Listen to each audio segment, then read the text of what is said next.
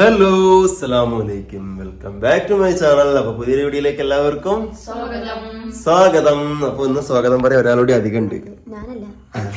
ഞാൻ അധികമല്ല, നീ ഇവിടെ നിന്നുള്ള ആളല്ലേ. അക്കു ഉണ്ടല്ലേ? അക്കു അപ്പൊ എന്നാ വന്നത്? അക്കു ഇന്നലെ വന്നില്ലേ? അപ്പൊ കുഞ്ഞുമ്മയുടെ മോളാണ്. മുമ്പേ നമ്മുടെ കാണുന്ന ആൾക്കാർക്കൊക്കെ അറിയാം. അപ്പൊ പുതിയ സബ്സ്ക്രൈബേഴ്സിനൊന്ന് പരിചയപ്പെടുത്തിയാണ്. യഥാർത്ഥ പേര് റിഫാന എന്നാണ്. അക്കു എന്നാണ് നമ്മൾ വീട്ടിൽ വിളിക്കുന്നത്. അപ്പോൾ നമ്മുടെ മേമാടെ കുട്ടിയാണ് കേട്ടോ. ഓക്കെ, അപ്പോൾ നമ്മൾ ഇന്നത്തെ വീഡിയോ നമ്മൾ കിച്ചണിൽ നിന്നാണ് വ്ലോഗ് എടുക്കുന്നത്. ഡേ ഇപ്പോൾ നമ്മൾ ഇവിടെ വന്നതിന് ശേഷം നമ്മുടെ വീടിന് ചുറ്റുപരിസരമൊക്കെ കാണിച്ചു, വീടിന്റെ ഉള്ളിൽ നിന്ന് വീഡിയോ എടുത്തു, സിറ്റ് ഔട്ടിൽ നിന്നൊക്കെ എടുത്തു. അപ്പോൾ ഇങ്ങനെ മാറി മാറി ഓരോ ഫ്രെയിം മാറ്റി മാറ്റി എടുക്കുമ്പോഴല്ലേ കാണുന്നവർക്ക് ഒരു രസം ഉണ്ടാവുള്ളൂ. അപ്പോൾ ഇന്ന് കിച്ചണിൽ വെച്ചെടുക്കാൻ വേറൊരു കാര്യം കൂടി ഉണ്ട്. ഉമ്മ ഇന്ന് മരുമോൾക്ക് എന്തൊക്കെയോ ഫുഡൊക്കെ ഉണ്ടാക്കി കൊടുക്കുന്നുണ്ട്. ഈ സമയത്ത് അറിയാലോ, ഫുഡ് ക്രേവിങ്സ് ഒക്കെ ഉള്ള ഒരു ടൈമാണ്. അപ്പോൾ എന്തോ മരുമോള് വേണമെന്ന് പറഞ്ഞു. എന്തോ അല്ല, ഒരു സാധനം എന്താന്ന് ഞാൻ പറയാത്. ഒരു സാധനം എന്നോടൊന്ന് ഉച്ചയ്ക്ക് ചോറാക്കി കഴിച്ച് ഇങ്ങനെ കിടന്നു തുടങ്ങിയപ്പോൾ എന്നോട് വേണമെന്ന് പറഞ്ഞു. അങ്ങനെ എന്ത് ചെയ്തു, ഞാനും പിന്നെ ചക്കരയും അക്കും കൂടെ പോയിട്ട് വാങ്ങിക്കൊണ്ട് വന്നിട്ട് എന്ത് ചെയ്തു, ഉമ്മ അത് ഒരുക്കി മോൾക്ക് റെഡിയാക്കി കൊടുത്തു. അപ്പോൾ സാധനം എന്താണെന്ന് ഞാൻ കാണിച്ചെടുക്കാം നമുക്ക്. Yes, very very very okay guys. അപ്പോൾ എന്താണ് ഉണ്ടാക്കിയ ഫുഡ് നിങ്ങൾ കാണിച്ചു തരാം. ഈ ഒരു സാധനം കണ്ടോ, നമ്മൾ ചോളം സ്വീറ്റ് കോൺ എന്നൊക്കെ പറയുന്ന സാധനമാണിത്. അപ്പോൾ ഇത് എന്ത് ചെയ്തു, ഉമ്മ പുഴുങ്ങി റെഡിയാക്കി വെച്ചു. എന്നിട്ട് പിന്നെ ചെറിയ രീതിക്ക് മുളക് പൊടി ഉപ്പൊക്കെ ഇട്ടു, പക്ഷെ അതങ്ങോട്ട് ലെവലായില്ല. അപ്പം എന്ത് ചെയ്തു, ഒന്നും കൂടി ഇടാന്ന് വിചാരിച്ചു. സാധനം കൂടെ എടുത്ത് വെച്ചിട്ടുണ്ട്. അവർ കാര്യം ചെയ്തു, ഇത് മിക്സ് ചെയ്തു, ഇതൊരു മിക്സ് ചെയ്തിട്ട് കഴിക്കാം. അല്ല, നിനക്ക് എന്താ ഈ ഒരു സാധനം അടുത്ത റെഡി ആക്കോ, ഈ ഒരു സാധനം കഴിക്കണം എന്ന് എത്ര ആഗ്രഹം വന്നു? അങ്ങനെ ചോദിച്ചാലൊന്നും അറിയില്ല, പിന്നെ കഴിക്കണം തോന്നിയില്ലേ? എന്നോട് ഞാനും ഉച്ചക്ക് ഇങ്ങനെ ആ സ്പൈസി അത് ഓരോ കുറച്ചുകൂടി വേണം. അല്ല, പൊതുവെ ഞാൻ സ്പൈസി അധികം കഴിക്കുന്ന കൂട്ടത്തിലാണ്. അപ്പൊ എനിക്കും അങ്ങനെ തന്നെ വേണം കേട്ടോ. അങ്ങനെ പറയരുത്. ഇല്ല, നമ്മള് പൂരപ്പറമ്പിലൊക്കെ പോകുമ്പോ ഈ സാധനം ഇങ്ങനെ വാങ്ങി കഴിക്കും. വേറെ സാധനം കടല, അതുണ്ടാക്കാം. അപ്പൊ ഒരു കാര്യം ചെയ്തോ, അതില് കുറച്ച് മിക്സ് ചെയ്തോ. ഈ ഒരു പണി അതിന്റെ നാരങ്ങ പൊടിയുണ്ടേ, നാരങ്ങ എടുത്തിട്ട് വരൂ. നാരങ്ങ എടുത്തോണ്ട് വന്ന് അതിനകത്ത് നമുക്ക് പുഴിഞ്ഞ് ചേർക്കാം. എന്നിട്ട് നാരങ്ങ ഇതിൽ ഈ ഒരു മസാല ഇതിൽ സെറ്റ് ആക്കി കൊടുക്കാം അല്ലേ. നല്ല ടേസ്റ്റാണ് ഈ സാധനം. അപ്പൊ ഉമ്മ മോൾക്ക് ഉണ്ടാക്കി കൊടുത്തതാണ്. മുറിച്ചതുണ്ടാവല്ലോ അമ്മ? എന്നാ മുറിച്ചെടുക്കി. ഓക്കെ, അപ്പൊ നാരങ്ങയൊക്കെ മുറിച്ചിട്ട് നമുക്ക് ബാക്കി സാധനം മസാലയൊക്കെ സെറ്റ് ചെയ്യാം. അപ്പൊ ഇവിടെ ദേ നാരങ്ങയൊക്കെ മുറിച്ച് കിട്ടിയില്ലേ? ഇനി അത് പിഴിഞ്ഞോ. നാരങ്ങ പിഴിയുള്ള ആരോഗ്യം ഉണ്ടോ നിനക്ക് ചക്കരെ? ഞാൻ കുറച്ച് വരയിലുള്ള കൂട്ടത്തിലാണ് കേസ്. ഏത്? അത് മതിയാവും അമ്മ? അത് മതിയാവൂല്ലേ? ആകെ ഇത്രയല്ലേ ഉള്ളൂ. ഓക്കെ, അപ്പൊ അത് പിഴിഞ്ഞിട്ടുണ്ട്. അതെന്താ വെറുതെ കളയാൻ പറ്റുമോ? എന്താ ചെയ്യണപ്പോ? ഇത് നമുക്ക് സ്കിന്ന് നല്ല തിളങ്ങും. കുരുവൊക്കെ മറ്റേ കുരുവിന്റെ പാടുകളില്ലേ ഇവിടൊക്കെ, അതൊക്കെ പോകാനാണ് തേക്കുന്നത്. ഓക്കെ, അടിപൊളി. സ്കിന്നിന്റെ തിളക്കൊക്കെ പോകാൻ നാരങ്ങ തേക്കണേ. നാരങ്ങ തേച്ചാ കണ്ണാടി നോക്കാൻ പോകുന്നുണ്ട് ഒരാള്.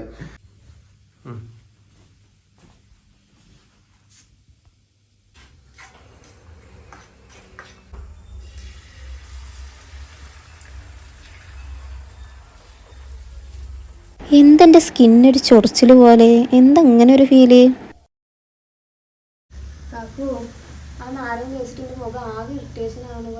ആടി, നിന്റെ മുഖം അതാ ഒരു ചുവപ്പ് കളർ പോലെയൊക്കെ വരുന്നുണ്ട്.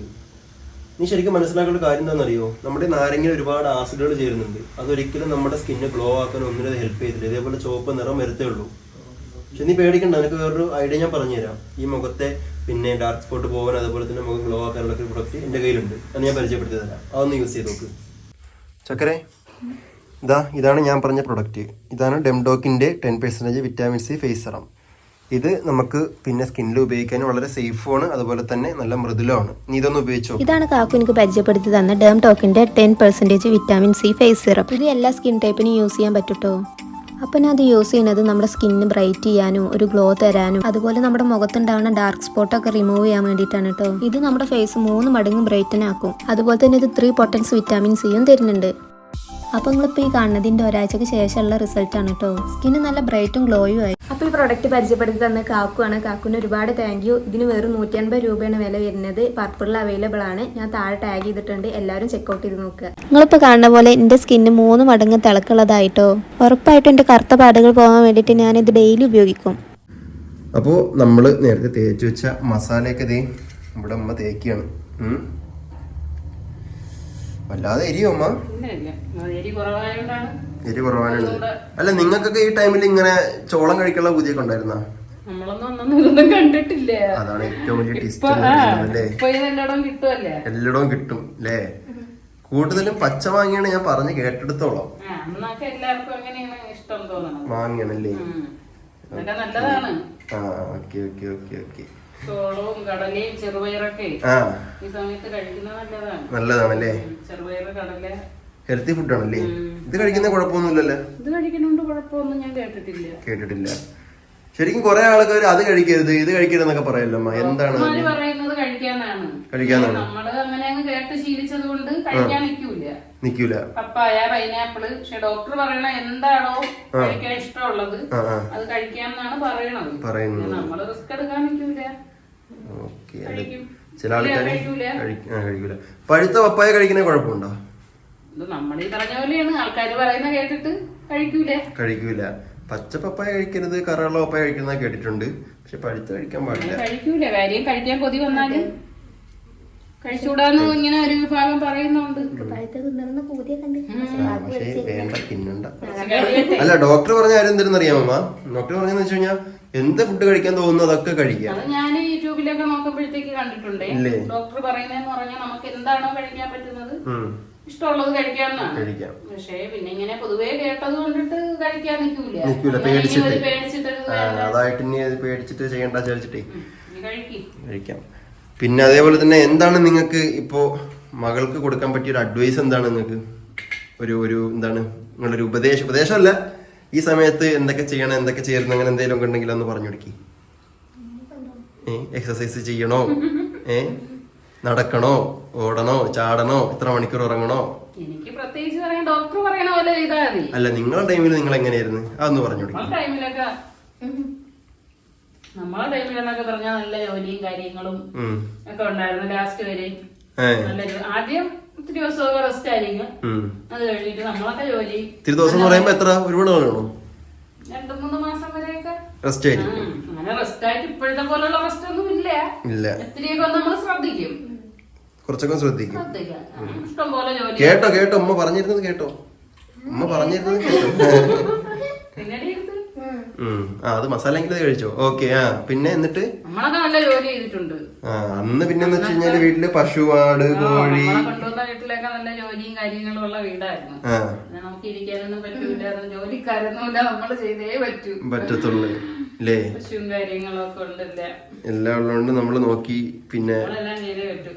അത് ഇതുമായിട്ട് തമ്മില് ഇപ്പോഴുമായിട്ട് താരതമ്യപ്പെടുത്താൻ പറ്റൂല. അതങ്ങനെയാണ്. അതായത് ഇപ്പോഴെന്നൊക്കെ വെച്ച് കഴിയുമ്പോ പിന്നെ പ്രഗ്നന്റ് ആയി കഴിഞ്ഞാൽ പിന്നെ ഫുള്ള് റെസ്റ്റും ആ കാര്യങ്ങളൊക്കെയാണ് അല്ലേ?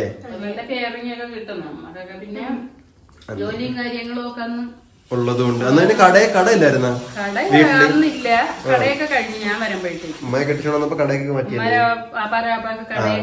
വാപ്പാടെ വാപ്പാക്ക് അന്ന് ചെറിയൊരു ചായക്കടയൊക്കെ ഉണ്ടായിരുന്നു കേട്ടോ നാട്ടില് തന്നെ, വർഷങ്ങൾക്ക് മുമ്പ് അല്ലേ? വർഷങ്ങൾക്ക് മുമ്പുള്ള കാര്യങ്ങളൊക്കെ.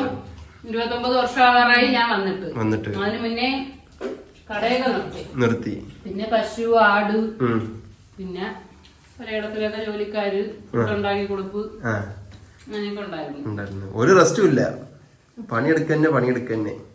അപ്പൊ ആ സമയത്ത് ഈ വയറ്റിൽ കിടന്ന് എനിക്കൊക്കെ എന്തെങ്കിലും പറ്റിയിരുന്നെങ്കിൽ ആരും സമാധാനം പറഞ്ഞമ്മ.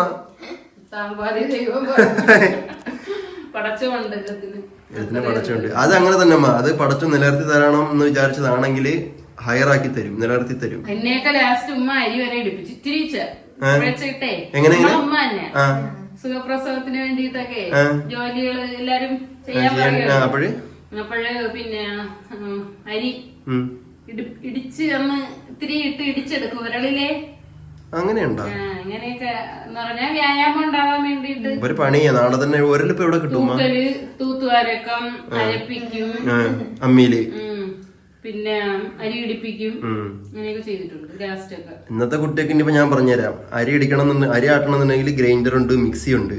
തുണി കഴുവാനാണെങ്കിൽ വാഷിംഗ് മെഷീൻ ഉണ്ട്, അരയ്ക്കാൻ അമ്മിക്ക് പകരം മിക്സി ഉണ്ട്, വെള്ളം ചൂടാക്കാൻ ഹീറ്റർ ഉണ്ട്, അരക്കണം, വെള്ളം കോരണം, ഇങ്ങനത്തെ കൊറേ കാര്യങ്ങൾ. അടുപ്പിലാണ് വേവിക്കുന്നത്. അടുപ്പിലാണ് പാത്രം കഴുകാനുണ്ടാവും. അന്ന് ജോലിയേ ഉള്ളു, പറഞ്ഞാലൊന്നും തീരൂല. പുല്ല് കരിയാൻ പോക്ക്, പാല് കറക്കല്. പുല്ലിനൊന്നും നമ്മള് പോണ്ട. പോണ്ട. പാല് കറക്കാന് പാല് കറക്കാൻ ആള് വരും. അതിനൊക്കെ ആള് വരും. അതിനാള് വരും. ബാക്കി തൊഴുത്ത് വൃത്തിയാക്കല്, ചക്ക വെട്ടല്, ഇഷ്ടംപോലെ ജോലി ഉണ്ടായിരുന്നു. തേങ്ങ പൊതിക്കല്. തേങ്ങ ആദ്യമൊന്നും ഈ തേങ്ങ പൊതിക്കുന്ന പാരയില്ല, വെട്ടുകത്തിക്കാണ് വെട്ടിക്കുന്നത്. ഓക്കെ. അങ്ങനെയാണ് ഉമ്മയുടെ പ്രഗ്നൻസി ടൈമിലെ വിശേഷങ്ങള്, അനുഭവങ്ങളൊക്കെ ഉമ്മ പറയുന്നല്ലേ. അപ്പൊ ഉമ്മയുടെ പ്രഗ്നൻസി ടൈമിലെ അനുഭവങ്ങളൊക്കെ ചക്കര കേൾക്കുന്നുണ്ടോ മോളെ? കേൾക്കുന്നുണ്ട്. യെസ്, സ്വർഗമാണല്ലേ. എന്താണ് അതിലെനിക്ക് പറയാനുള്ളത്?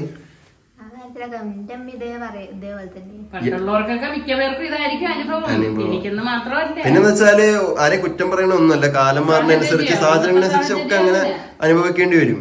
ഇപ്പോഴെന്ന് വെച്ച് കഴിഞ്ഞാൽ പിന്നെ അങ്ങനെയല്ല. ഇപ്പൊ ഈ ഒരു ടൈമിലൊക്കെ സംഭവം അറിഞ്ഞ് ചെയ്യുന്ന ആൾക്കാരുണ്ട്. കഷ്ടപ്പെട്ട് ഇങ്ങനെയുള്ള വീട്ടിലെ കന്നാലികളെ വളർത്തി അങ്ങനെയും വരുമാനം മാർഗം നോക്കുന്ന ആൾക്കാരായിരുന്നല്ലോ.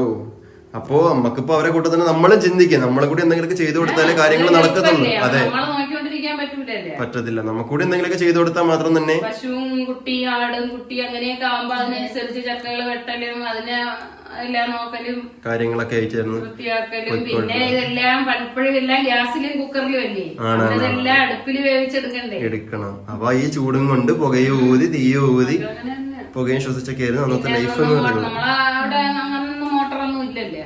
ഓക്കെ. വെള്ളം കോരണം, വെള്ളം കിണറ്റിൽ മുക്കി കോരണം, തുണി കഴുകണം, അരയ്ക്കണം, അതും കല്ലില് തുണി തേച്ച് തിരുമ്മി കഴുകണം. ഉണ്ട്. അപ്പൊ എനിക്ക് തോന്നുന്നു നമ്മുടെ വീഡിയോസ് കാണുന്ന ഒരുപാട് താത്താമാരും ഉമ്മമാരൊക്കെ നമ്മളെയൊക്കെ അതുപോലെ അങ്ങോട്ടുള്ള ഒരുപാട് വർഷം പുറകിലോട്ട് പോയി കഴിഞ്ഞാൽ ഉണ്ടാവും. അപ്പൊ അതാണ് ഞാൻ പറഞ്ഞത്, നമ്മളെ വ്ലോഗ് കാണുന്ന ഒരുപാട് ഉമ്മയുടെ പ്രായമുള്ളവര്, അതേപോലെ എന്റെ ഉമ്മാനെക്കാളും ഏജുള്ള ആൾക്കാരൊക്കെ ഉണ്ട്. അപ്പൊ നിങ്ങളൊക്കെയും ഇങ്ങനെയൊക്കെ തന്നെയാണെന്നില്ലെങ്കിൽ നിങ്ങളെയൊക്കെ രസകരമായിട്ടുള്ള വിശേഷമായിട്ടുള്ള അനുഭവങ്ങളൊക്കെ ഉണ്ടെങ്കിൽ അതെല്ലാം നമ്മളതിൽ കമന്റ് ചെയ്തോളൂ. നമുക്കറിയാലോ ആരൊക്കെ ഏതൊക്കെ സിറ്റുവേഷനിൽ കൂടെ എന്തൊക്കെ ബുദ്ധിമുട്ട് വന്നവരൊക്കെ ഉണ്ടെന്ന് നമുക്കറിയാലോ. അപ്പോൾ അതൊക്കെയാണ് ഉമ്മ പറയുന്ന ഉമ്മയുടെ പ്രസവ അല്ലെങ്കിൽ പ്രഗ്നൻസി ടൈമിലെ വിശേഷങ്ങളൊക്കെ. ഏതായാലും കേട്ടില്ലേ? അതിന്റെ ഒരു 10-ലൊരു പോട്ടെ 100-ലൊരു എത്ര ശതമാനം ചെയ്യുന്നുണ്ടാവും, അല്ലെങ്കിൽ നേരിട്ടിട്ടുണ്ടാവും? 99% ഇല്ലാന്ന് വേണം പറയാൻ. അല്ലേ? ഗതിയില്ല. സന്തോഷം അല്ലേ? അതാണ്.